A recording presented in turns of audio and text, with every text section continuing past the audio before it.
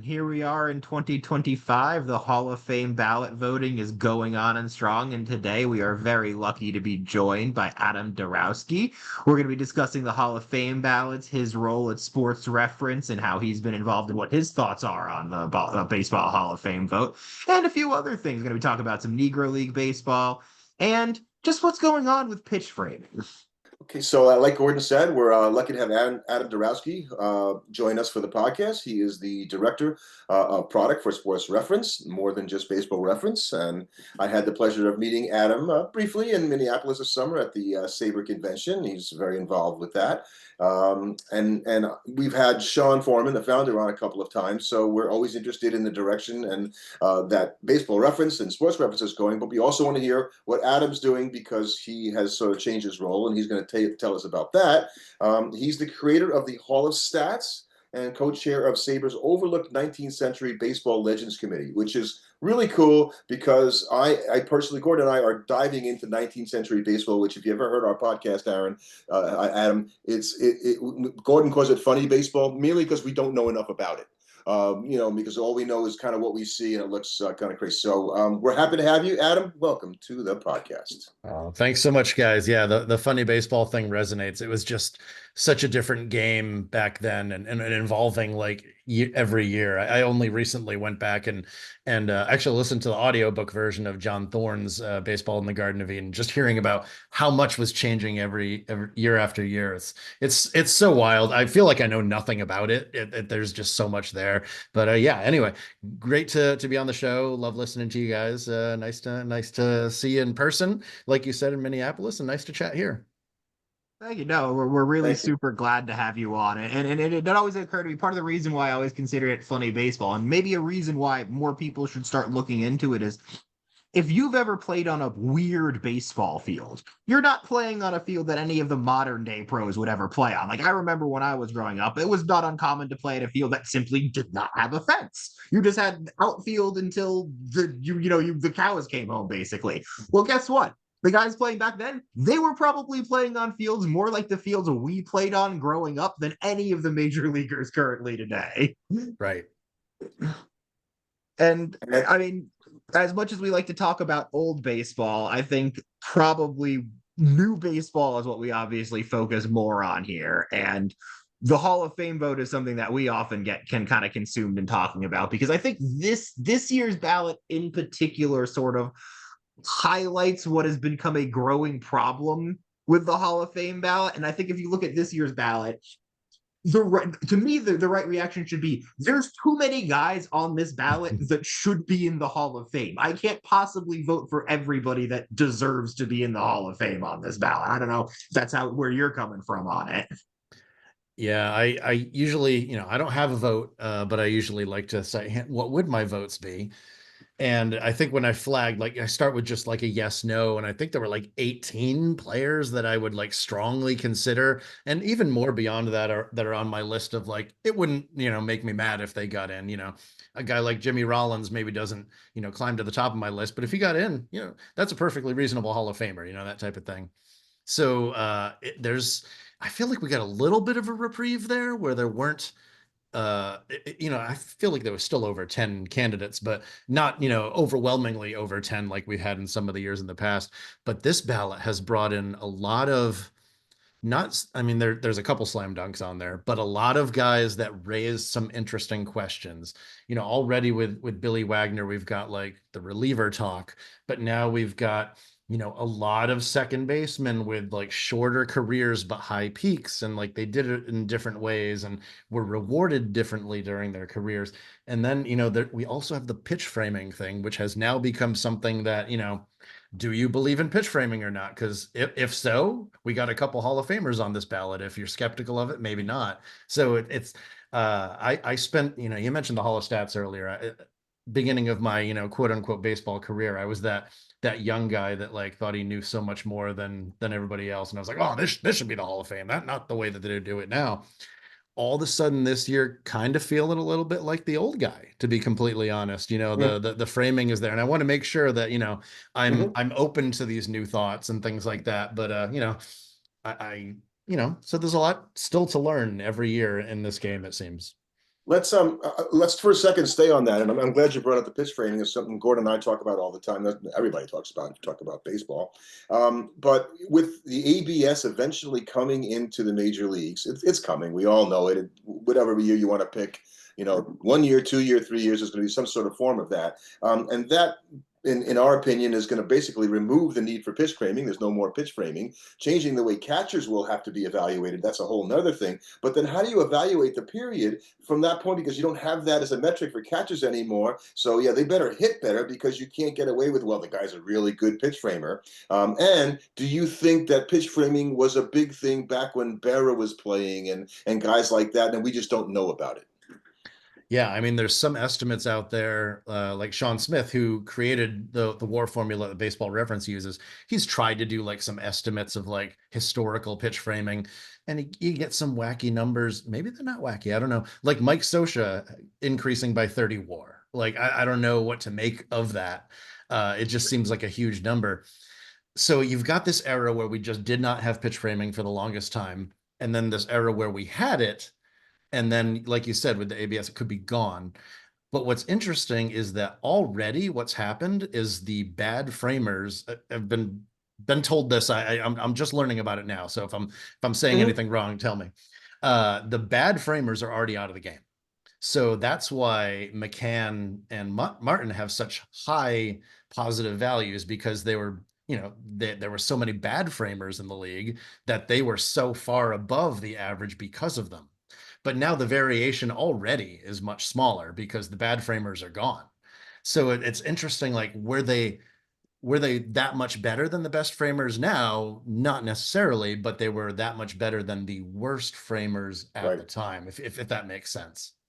It does make sense, because that's how you're calculating WAR. You're looking at what the replacement era player for that. So if catchers, when Russell Martin was and Brian McCann were particularly poor at that, you being good at that makes you so much more exponentially better in the WAR calculations, because you're so much better than what a replacement player would be. Because if the average catcher stinks, I can't even imagine how bad the replacement catcher would be at pitch framing back then. Exactly. And the numbers also consider pitch framing to be 100% a catcher's skill, and all of the framing is removed from the pitcher's value and given to the catcher. I don't know what to think of that. Like, maybe the pitcher has some involvement there. I have to think, like, Greg Maddux used to get a lot of calls. Was it because of his catchers, or was it because of Greg Maddux? That type of thing. So there's a lot of skepticism I have a little bit there still. I don't know what to do with it yet. So I kind of hope that they both get 5% so we can continue this discussion. But again, it's tough to fit them with so many great candidates. And that's a whole other thing when you talk about voting strategy, right? Because in our opinion, so if you are guys like us, and we're fine with Manny and A-Rod should have been in years ago, and they have to keep coming on the darn ballot every year, right? Because people aren't really going to vote them enough, and that's the same thing, for Andy Pettitte to a certain degree. I think he gets dinged for that as well. These guys could have already been in the Hall of Fame, leaving room for other guys' consideration that you might want to see them last on the ballot of more than 1 year. David Wright made it past 1 year. His teammate at one point, Curtis Granderson, isn't probably going to make it past this 1 year. And I'm not saying that Curtis Granderson is a Hall of Famer, but it'd be nice to see him have a chance to look at his career maybe a little longer than 1 year. Yeah, this has been a problem, obviously, since like the very first steroid guys, where we've just got so many guys hanging around on the ballot. The rule of 10 only became a thing in recent years because we have these guys hanging on for 10 years that get, sometimes 50 to 60% of the vote. That's a lot of votes being sucked away. And especially because it's these guys that, if you put their career statistics up blind, like if you just put their stat line up and you didn't have the name, you would look at a guy like, there wouldn't be a question that Alex Rodriguez was a Hall of Famer based off of the stats he put up as a player. So the entire debate comes down to Alex Rodriguez, the person. And so rather than having the debate on did those other players' career make him worthy of the Hall of Fame, you end up in this weird discussion where you're like debating the morality of Alex Rodriguez and whether or not he should be a Hall of Famer, instead of, was Curtis Granderson good enough to be a Hall of Famer? Yeah, I would much rather talk about Mark Burley versus Billy Wagner, or Jimmy Rollins versus Dustin Pedroia, those types of things. Yeah, And yeah. speaking of Wagner, I think you really need to talk about Billy Wagner because we've said this before: is if you're not going to put Billy Wagner in the Hall of Fame, are we ever putting another relief pitcher into the Hall of Fame? Like again, because like nobody's going to put up the career stats that he did. Guys aren't going to get saves the way Billy Wagner did. If he's not a Hall of Famer, legitimately, what relief pitcher is ever going to be a Hall of Famer again? Yeah, it's a loaded question. Should he be a Hall of Famer if relievers are in the Hall of Fame? Yes.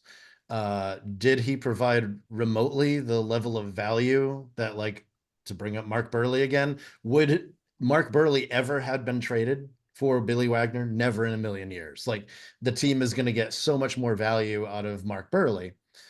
So how does value and fame work into the Hall of Fame? Because a player is more valuable, should they be in the Hall of Fame? I don't know. Like, I have a hard time with relief pitchers.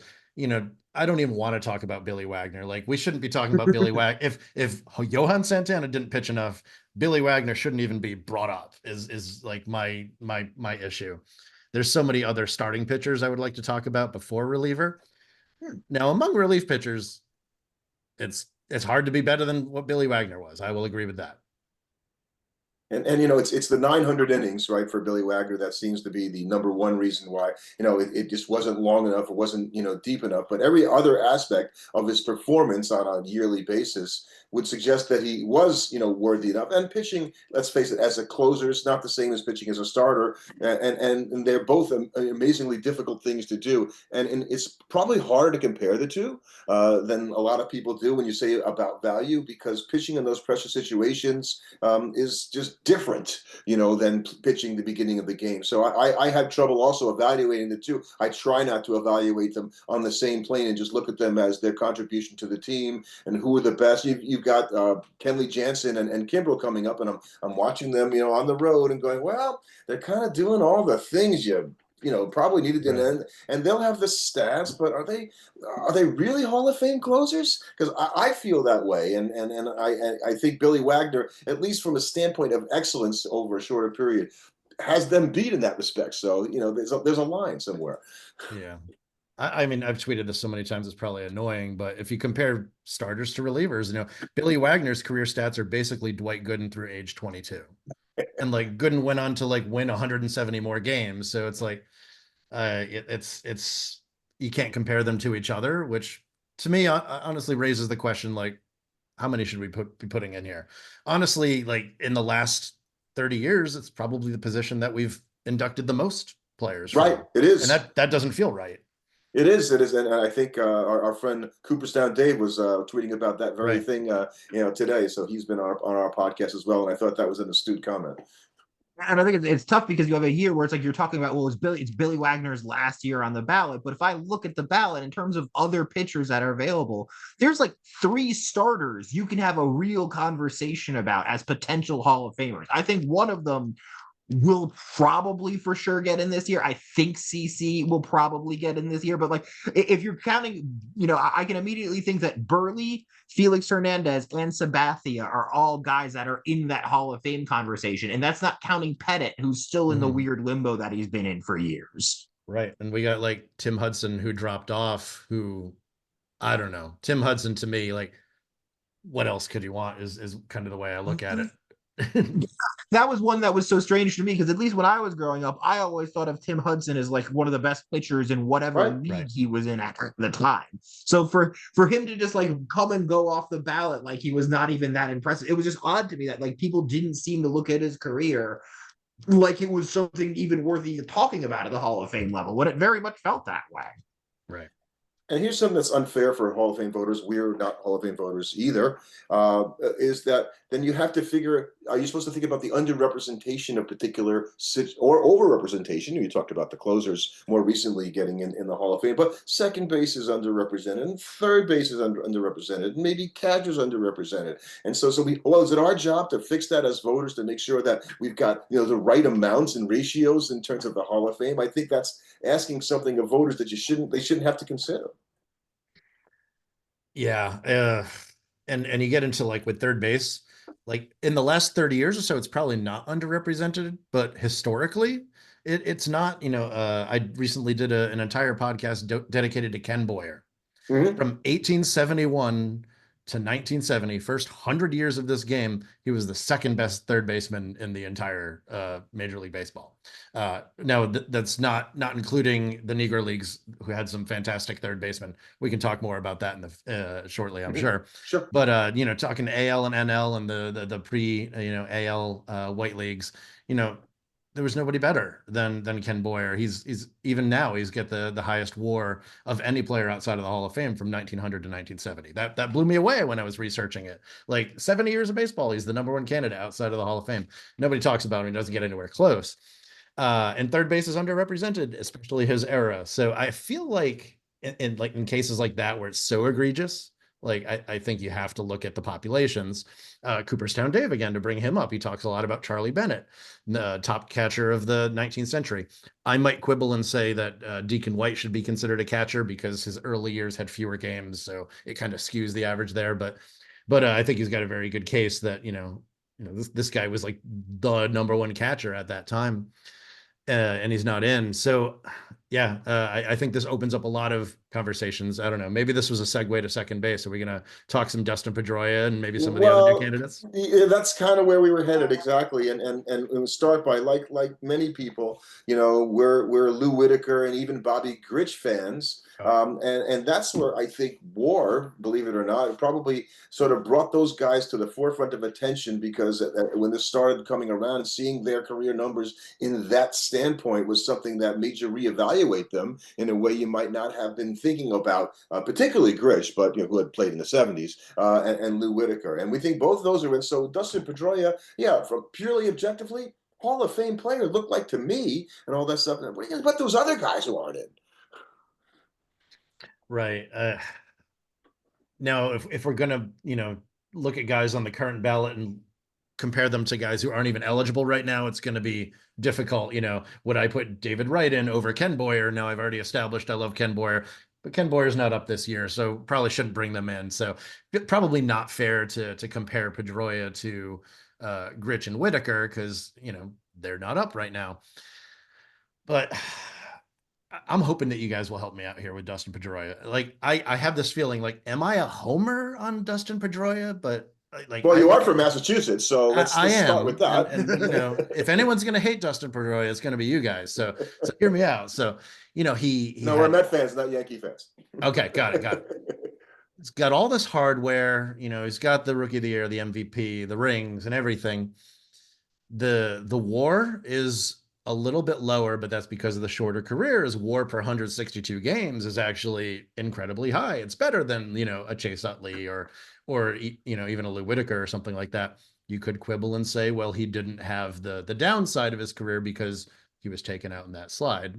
To that point, you can say his career ended not because of natural deterioration of skills, but like a singular event that caused this kind of immediate downfall. So I don't know. I look at him and I'm like, he's a Hall of Famer, but I guess I look at him similar to maybe aforementioned Johan Santana, absolute peak and just stopped pretty much immediately. But that peak was just so damn good. It should be in Cooperstown.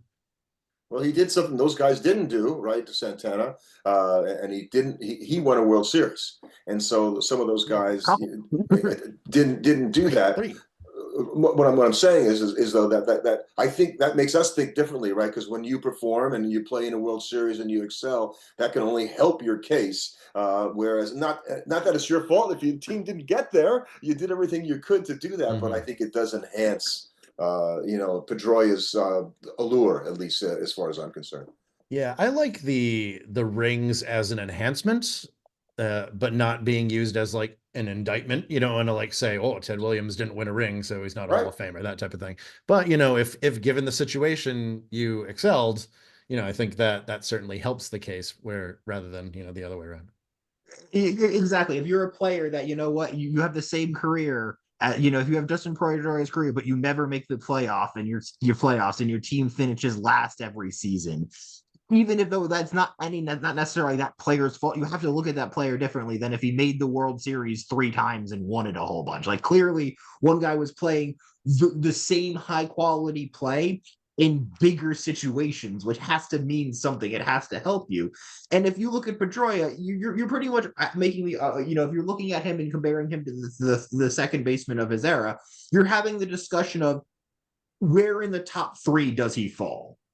Is it Cano, Utley, Pedroia? Is it Pedroia? What order of those three guys are you putting it? But considering just about everybody off of career puts Cano in, there's a debate about Utley whether he should be in. And if you think Utley should be in, I don't see how you can't think Pedroia should be in, because Pedroia was maybe not quite the overall career hitter is, but at a peak, a similar hitter in terms of overall profile at Utley, while being a better defender, which I think is something that people probably don't give Pedroia the credit for, was his defense at second base. People kind of forget that he won 4 Gold Gloves. Mm-hmm. I mean, Utley has pretty dazzling advanced fielding metrics as well, which helps the WAR. I love Utley too. I would vote for Utley. I do ask myself from this Homer perspective, is Pedroia Ian Kinsler with rings? Like, what's the difference between them? Like, I know their career WAR total is pretty close, but I do think that Pedroia, I feel that he had the higher peak, but I don't know. On the eye test, I would agree with you, right? Just sometimes we're gonna pivot obviously in a moment to some of the Negro League stuff, and I want to mention that when I saw Dave Parker get in, and a few people can, I said I'm so happy he got in. I think he really deserves it. I always felt like I was watching a Hall of Famer. I'm old enough to have watched Parker play, almost his entire career, and there are a lot of people that I'm gonna say disagreed, with that. Going, look, you look at his stats and they just don't really support a Hall of Fame career. I said, sometimes you got to go beyond just what the numbers come out and say, when I watched this play, I watched them play for all those years. And I think Pedroia is that same kind of guy, right? When I watched him play, it looked like it was a Hall of Famer play.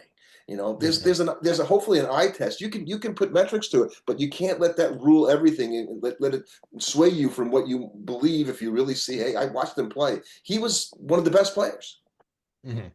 Yeah, on Parker, when you said that, another name came to mind, and this name wasn't on this ballot, but bear with me here. This is kind of a half-baked thought. So comparing Dave Parker's Hall of Fame case, where he was like superstar early on and did have a long career. Like, I think of him as a peak first candidate, but he had 2,700 hits. He lasted a long time. And compare him to like a Dwight Evans, same position, but the career shape is flipped. Like, Dwight Evans started slow, and then by the time he was in his late 30s, it's like, holy crap, do we like almost have a Hall of Famer here? Which I happen to think he is a Hall of Famer. Yes, we do too. Yes. And it kind of reminds me of Adrian Beltre. The thing Adrian Beltre did was he passed the 3,000 hits. He got the big milestones, whereas Evans didn't quite get there. And for the longest time, people were like, Beltre's not a Hall of Famer. But finally, it was like, he made it obvious to everyone. And it was interesting with I think with Beltre, you almost look at, for the longest time, Beltre is not a Hall of Famer, and then it was like overnight it switched, and it became a foregone conclusion that not only was he a Hall of Famer, but he was a first ballot guy before he ever retired. It's so interesting that like you could see that change happen, and I think that's a very important thing for some guys, and you're going to see this more now.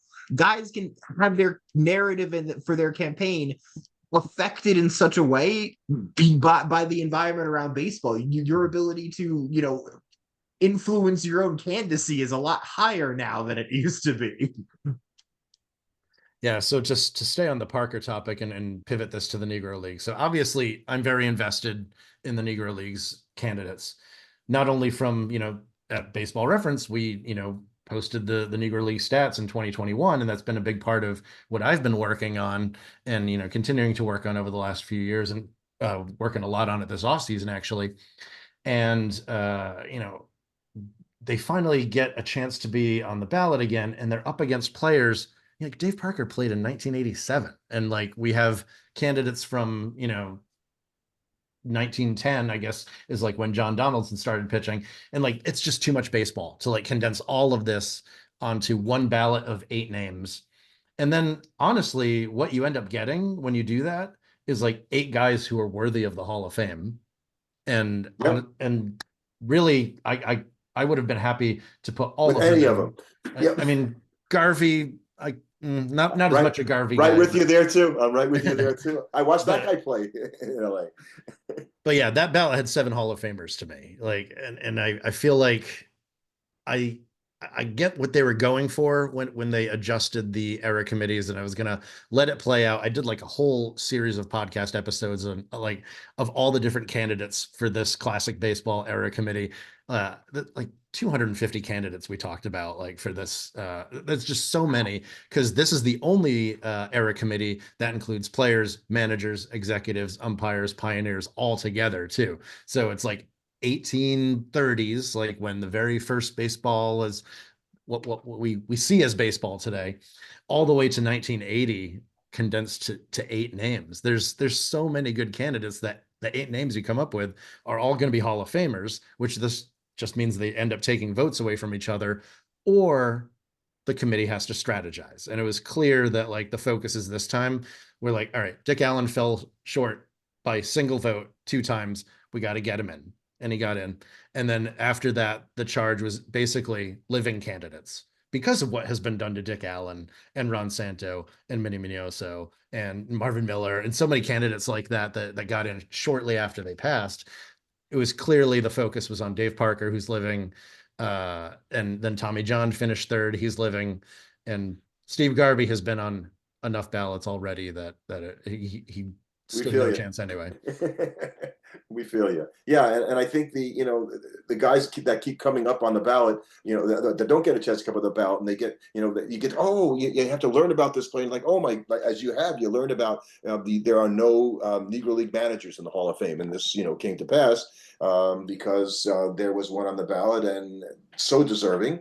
And I don't think people even know who he is. So you have to explain the whole thing to them as to why. Because if we're going to put players in the Hall of Fame, Negro League players, and thank goodness that Baseball Reference did that, and it's part of baseball now, and we're fully in favor of it. Then it seems like, okay, so there were no managers. Then we don't put any managers in. I don't think that makes any sense. Right. I mean, it's like technically there's no managers because you've got like Rube Foster who was a manager and a But a player. player, right? In as an executive though. He's maybe the only player who should the only candidate who is a deserving Hall of Fame player, deserving Hall of Fame manager, deserving Hall of Fame executive, and deserving Hall of Fame pioneer. He's like a 4X Hall of Famer. But that's beside the point. But Vic Harris was the managerial candidate. Right. And I think luckily, it doesn't take too many words to describe his case. As a manager for the Homestead Grays, he won 7 pennants in a decade's span. And the only reason his managerial career wasn't longer is because the Negro Leagues ended because of integration. So, he could have had, 15, 20, whatever. He could have possibly gone on to have a dynasty, but he also had a 25-year career as a player that he hit 300 and had played incredible defense. So this is a guy that really he was the first checkbox for me on this ballot. I think that is so interesting because it's something that we don't think about it as fans necessarily, is that you had all these managers that when integration happened, it didn't necessarily matter how good you were. You weren't going to get a chance to manage in the major leagues. You were just done. And so you had all these people whose managerial careers were basically just cut short because they were never going to get a chance. That was years down the line from there. Right. The only 7 pennants is like, well, yeah, that's because the Negro Leagues ended. Like he certainly could have won more.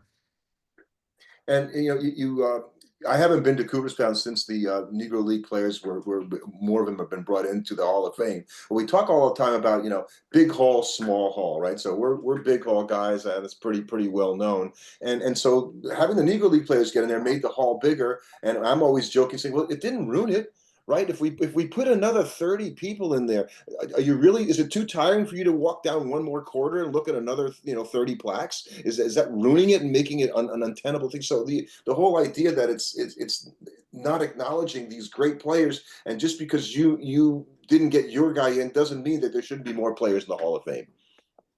Yes.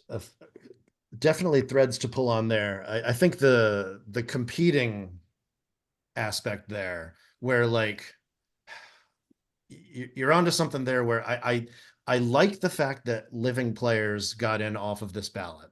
I don't like the fact that the Negro Leagues seem to have no path towards induction. So I'm wondering, like, what's the solution? They probably should not be the same ballot. these serve different purposes. So I would love to see Negro Leagues and even 19th century. I think there's a lot of great candidates out there. I would love to see those get evaluated without taking away from living candidates, recent candidates, because it's going to be hard to compete with, like, nobody's going to want to vote for a guy that's been dead for 100 years when it comes at the expense of a guy who's living. And I get that. I understand Great point. it. Great point. So I And I think think it it also, needs to be separate. Yeah.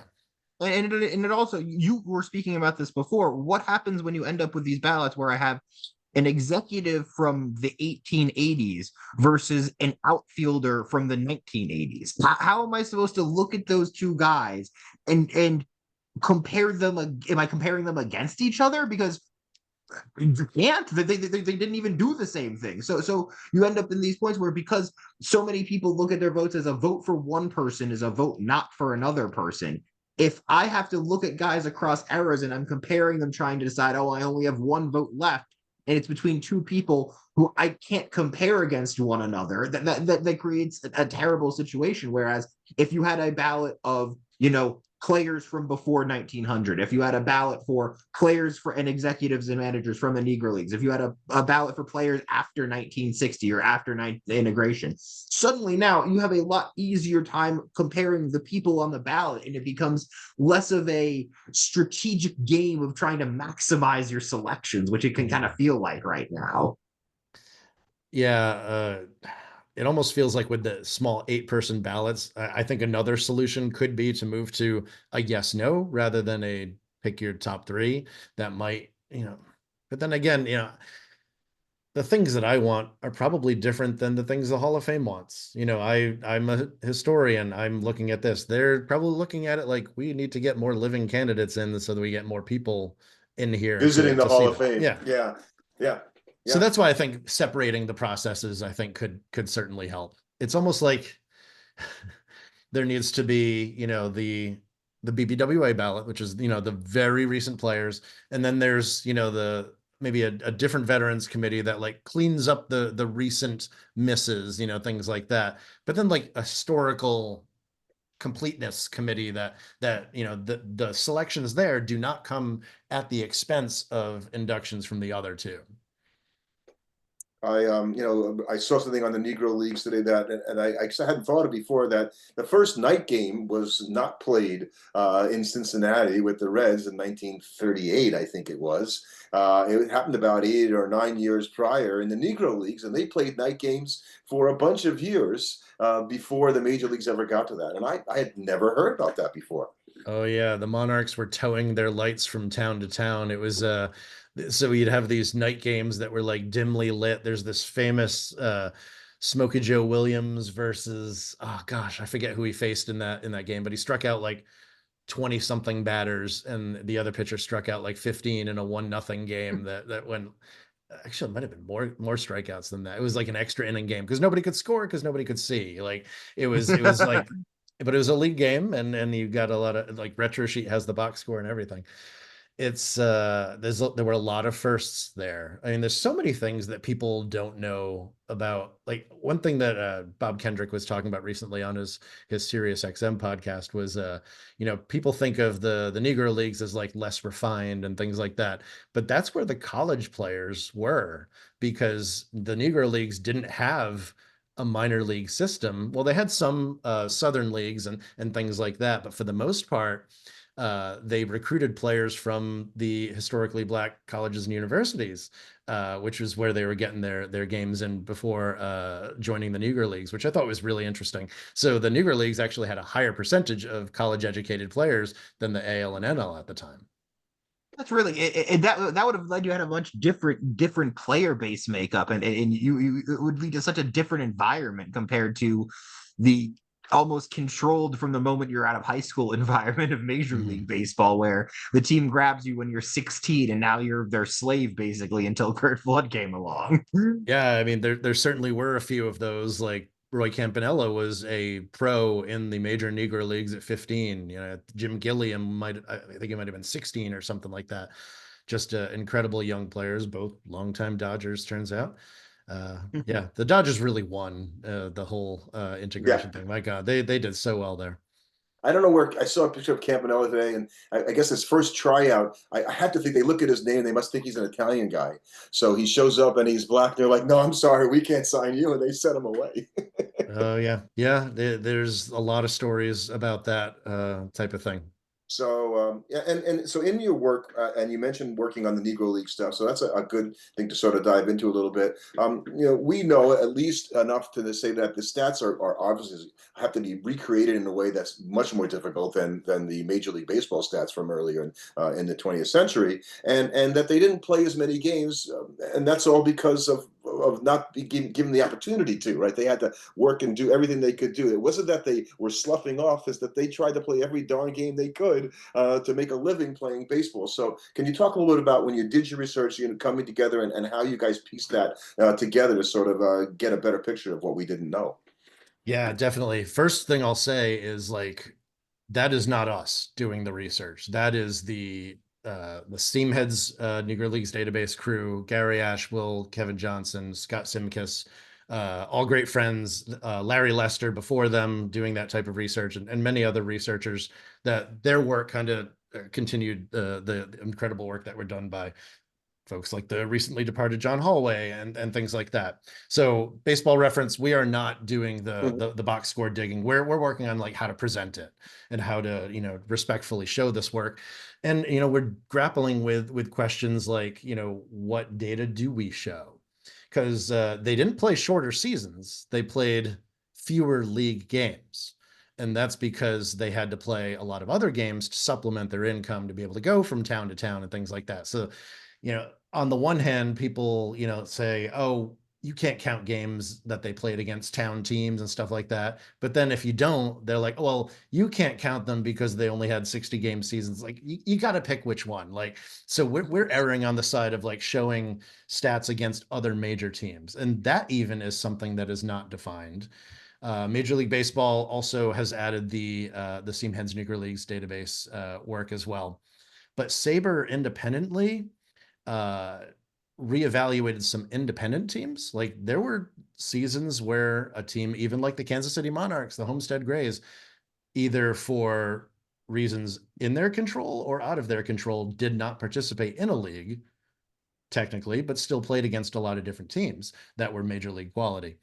And, Saber has made the decision to recommend that another few dozen of these teams be considered major independent teams, which is not something that Major League Baseball does. John Thorne has mentioned, we consider major leagues, not independent major league teams. But as Baseball Reference, we are an independent group, and we're closely tied with Saber as well. Not officially, but we're a lot of us are Saber members ourselves and are very involved with like these types of decisions too. So over the off season, we're looking at things like including the seasons that were recommended by Saber, which would actually add 3 more seasons for Josh Gibson. Interestingly enough, they were when he was very young, so his stats weren't quite out of this world yet. They were very good, but not quite out of this world, which then increases the amount of plate appearances he has, adjusts his stats. But also, like the Steamheads Negro Leagues database has a lot of teams that weren't considered major by Saber's recommendations. So we're looking at like removing the games played against the teams that weren't in the major designation or recommendation, I should say, from Saber. So our numbers will be very different from what you see on Major League Baseball, and actually even very different from what you see on Steamheads, but they will be Major League versus Major League according to Saber's recommendations. So this is something that we're working on this offseason and like running the numbers to see what is this even going to look like? Like what's the fallout of this going to be? So far, all I'm going to say is it seems incredibly interesting, and Yeah. I'm really looking forward to working through this some more and sharing it and talking to as many folks as possible when it comes out, because I think it's a new way of looking at things that I'm excited about.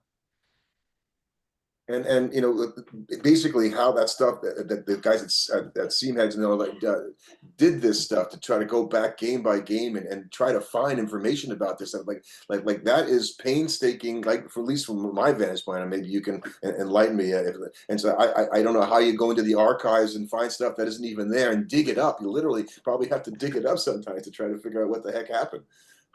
I mean, early on, I assume it was much easier. Well, it's easier is a tough word. It was you hadn't there wasn't as much stuff that has been discovered yet. I guess I should say it was more difficult because we didn't have as many newspapers digitized as we do today.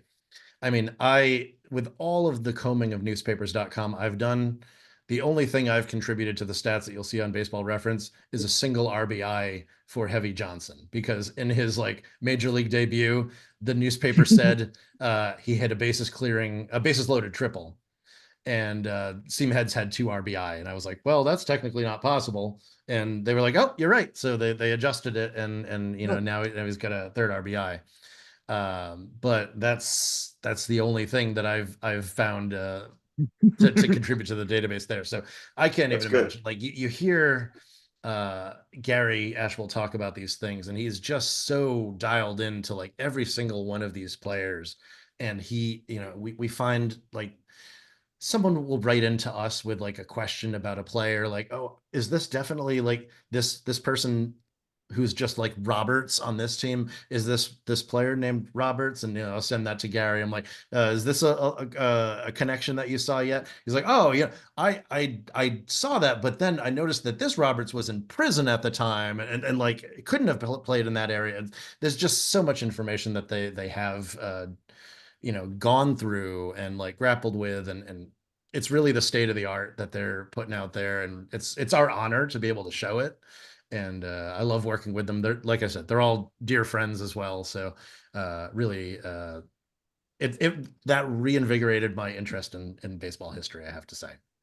We'll have to have, as I am and Gordon is diving into 19th century baseball, we have this thing about John Montgomery Ward. And I just finished a biography that I had to pay like $35 to get it because it was out of print and it's from 25 years ago and all that. But I bought, and I'm so glad I did, because I see the movie about this guy's life and all that, because he's just such an interesting guy, and he did so many different things for the betterment of baseball, as well as being the only guy to have 2,000 hits and 100 wins in the Hall of Fame. Okay, so that's a kind of a cool thing. But when you go back to 19th century baseball, as they become more vested in it, and I guess the same thing happens in Negro League baseball, all of a sudden the nuances begin to bloom, and you begin to understand. I'm starting to become more facile with, okay, the Players League was 1890, and the mound moved to 60 feet in 94. And so now you begin to place things, and you understand the players that were playing then and what they had to face. It's not everybody was pitching underhanded, and all that. But if you don't know, you can begin to go. So I hope we can maybe have another conversation specifically about that stuff as we become more well versed in it. Yeah, absolutely. I know we're probably running up on time, but like just to tease a couple things, like as you like learn more into the Negro Leagues, you're like, oh, Satchel Paige, such incredible stats. Like, why was his stat line empty in 1937? And then you start to dig into it and learn about, oh, that's because Trujillo, the dictator of the Dominican Republic, hired him to come over and pitch in the series for his election, and things like that. And, it was a win or die type scenario. It's just an incredible story. And then like Tetelo Vargas, a Dominican player who is now on Baseball Reference considered the single season batting average record holder. And you're like, well, why did he only play a few seasons? And turns out, you dig into it, and he played 33 seasons in 6 different countries. And that just opens you up to like Cuban baseball and Puerto Rican baseball and Venezuelan baseball. And it's just this, that's where I've been spending a lot of time lately. I thought you were talking about Julio Franco for a second there. I'm not sure. Well, he's the guy he's the modern version of these guys, the guys who would play everywhere. The difference is like Julio had a choice. These guys didn't. No doubt. So it's but still, I think of him as like their patron saint. Yes. Yeah, that's great. That's great. I'll have to look up Carrying the more. mantle. Yeah.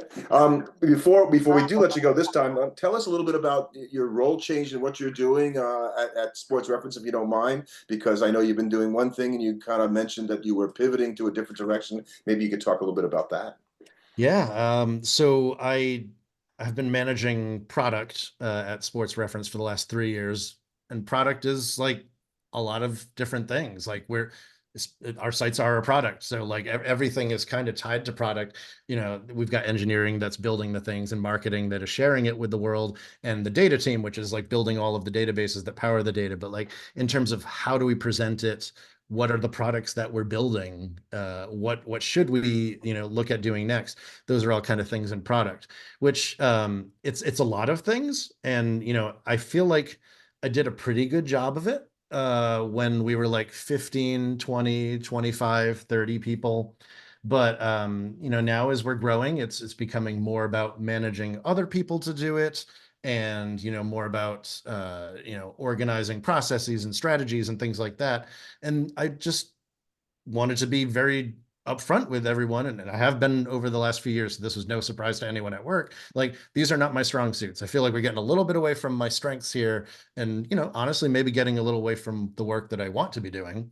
So now I'm focused. I'm the executive director of design, and I'm going to be focused on design, presentation, you know, less so on, okay, what are we going to build, and more on like, all right, how are we going to, like, what's this going to look like? How are we going to build it? Let's get it out to the people, make sure that they love it and things like that, which is really like where my passion lies, and let other people that are far more talented in the other areas take care of that, which I'm excited about it, because, you know, I've got full trust in the rest of our executive team here, our entire team. Like, you know, people might look at the sites and think, you know, we like the sites, that you like the sites, probably think that, you know, that's the thing that we're good at. But number one thing that we're good at is hiring. Like, the team we've got here is just incredible. I'm so lucky to be able to work with them every day, and I'm excited to do it in this kind of new role where it's a little bit more hands-on, working with people on a day-to-day basis.